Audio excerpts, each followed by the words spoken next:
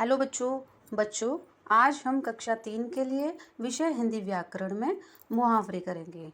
मुहावरे बेटा मुहावरे की हम करेंगे, पहले परिभाषा करेंगे।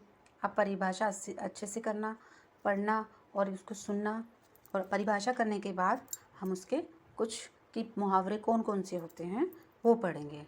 ठीक है, तो उसके लिए हम चलते हैं मुहावरों पर। मुहावरे: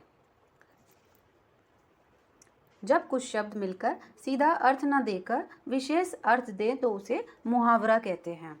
जब कुछ शब्द मिलकर सीधा अर्थ न देकर विशेष अर्थ दें तो उसे मुहावरा कहते हैं। भाषा को सुंदर बनाने के लिए मुहावरों का प्रयोग किया जाता है। कई बार अपनी बात को और अच्छा प्रभावित बनाने के लिए बेटा अब मुहावरों का प्रयोग किया जाता है। ठीक है बेटा, तो चलते हैं। नंबर 1 मुहावरा अंगूठा दिखाना। अंगूठा दिखाना, जब किसी की ज़रूरत होती है तो कोई अंगूठा दिखा देता है। अंगूठा दिखाने का मतलब होता है मौके पर किसी काम के लिए मना कर देना। दूसरे नंबर पे है अपना सा मुंह लेकर रह जाना। अपना सा मुंह लेकर रह जाना, लज्जित होना। अपने पाँव पर कुल्हाड़ी मारना। अपने पाँव पर कुल्हाड़ी मारना यानी जानबूझकर संकट में पड़ना, मतलब अपना नुकसान करना, जानबूझ के अपना नुकसान कर देना। आँख खुलना। आँख खुलना यानी सावधान होना, मालूम होना। किसी चीज़ के लिए जब कोई बात बाद में पता चलती है तो उसको बोलते हैं कि आँख खुल गई। आँख लगना, एकदम से सो जाना। कई बारी हम टीवी देखते देखते हमारी आँख लग जाती है तो उसको आँख लगना बोलते हैं। आँख मतलब नींद आ जाती है या सो जाते हैं। आँख भर आना, कई बार हमारी आँखों में आंसू आ जाते हैं तो कई बारी वो आंसू दुख के होते हैं, कई बारी खुशी के होते हैं। तो आँखें भर आना का मतलब होता है दुख या खुशी के कारण आँखों में आंसू आना। आकाश से बातें करना।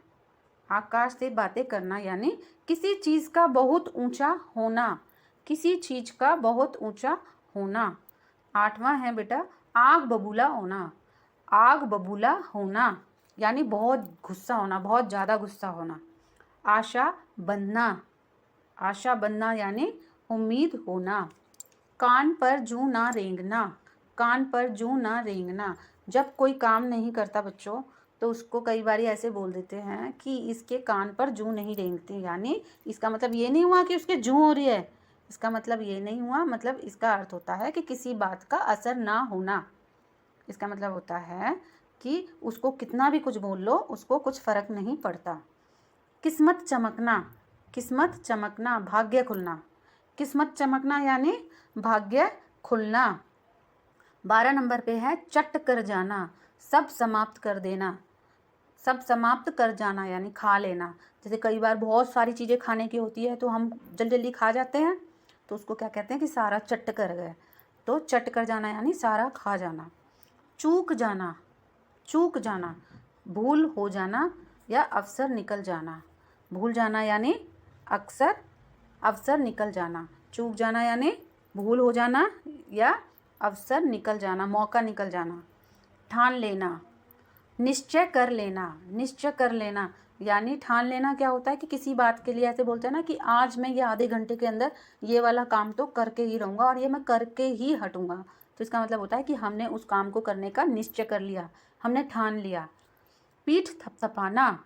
पीठ थपथपाना यानी शाबाशी देना। आपके स्कूल में जब कोई बच्चा काम करता है, जब कोई काम अच्छा करता है तो उसको टीचर क्या करती है, पीठ थपथपाती है, यानी उसको शाबाशी देती है कि बहुत अच्छा काम किया, वेरी गुड। प्रिंसिपल भी हाथ थपथपाती है ना कई बार बच्चों का कि वेरी गुड बच्चे, ये बहुत अच्छा किया, तो उसको क्या बोलता है, पीठ थपथपाना यानी उसको शाबाशी देना। तो बेटा ये हो गया आपके मुहावरों की परिभाषा और ये उदाहरण कि कौन कौन से मुहावरे होते हैं। अब हम आगे चलते हैं। ये हो गई आपकी मोरल टीचिंग। तो बेटा मोरल टीचिंग कौन सी हो गई आपकी, लालच करना बुरी बला है।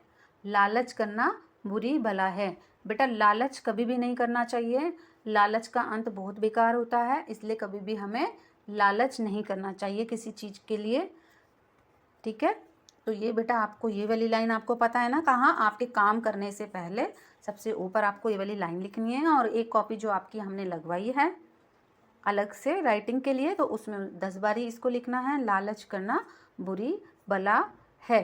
ठीक है बेटा, तो इसको लिखना और पूरा मुहावरे अच्छे से करना, लिखना कॉपी में और उसको लर्न भी करना है। ठीक है बेटा।